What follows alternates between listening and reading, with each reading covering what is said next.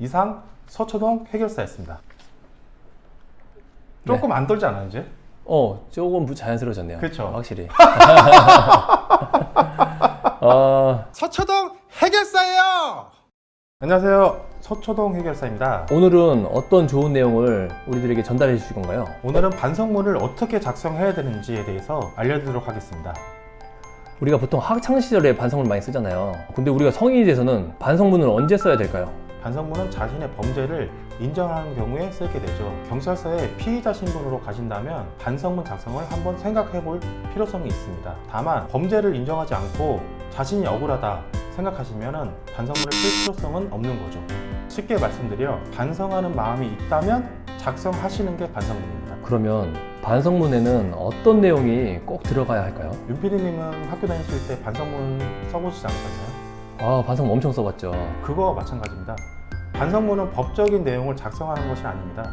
그 당시에 사실에 대해서 작성하고 반성하는 내용을 작성하는 것이 반성문입니다. 따라서 사건의 동기나 사실관계에 대하여 유가 원칙에 의해서 작성하시면 됩니다. 추가적으로 피해자에 대한 죄송한 마음을 구체적으로 표현하시면 더욱 좋은 반성문이 될 것입니다. 그리고 반성문의 마지막에는 형사처벌로 인한 예상되는 효과를 작성하시면 되는데요. 예를 들어 직장에서에 대한 해고, 가족들의 생계 위협 등에 대하여 작성하시면 됩니다. 최종적으로는 재발 방지를 위해서 구체적으로 어떻게 할 것인에 대해서 작성하시면 최고의 반성문이 될 것입니다. 예를 들어 음주운전인 경우 알코올 중독 치료를 위해 병원을 다니고 있다 라는 입증 자료를 첨부하시면 더욱 좋은 반성문이 될 것으로 보여집니다. 그러면 반성문의 양은 얼마 정도로 써야 되나요? 많이 쓰면 좋은 건가요? 꼭 많다고 좋지는 않습니다. 더 나쁜 영향이 생길 수도 있죠. 통상적으로 일반인들이 반성문을 작성하면 너무 많은 하소연 내용으로 작성하십니다. 하소연의 경우는 법적에서 인용할 수 있는 사실관계와는 전혀 다릅니다. 하지만 일반인들이 사실관계와 하소연을 구별하기가 힘든 게 현실입니다. 따라서 반성문을 작성하실 경우에는 전문가들에게 문법이나 내용을 검토받아 보시는 것을 추천드립니다.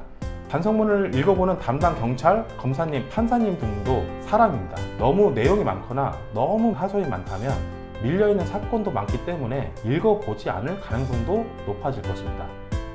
그럼 반성문을 제출하는 방법은 어떻게 해야 되나요? 저 같은 경우 반성문은 2장에서 3장을 작성하고 있습니다. 또한 자필로 작성하실 것을 권유드리고 있습니다. 반성문은 반성하는 마음을 표현하는 문서이기 때문에 자필로 작성하시면 위에서 말한 바와 같이 담당 경찰, 검사님, 판사님도 사람에게 이해하는 마음이 조금이나마 커질 수 있을 것으로 보여집니다. 이상 서초동 해결사였습니다. 조금 안 떨지 않아요 이제? 조금 자연스러워졌네요. 그쵸. 확실히.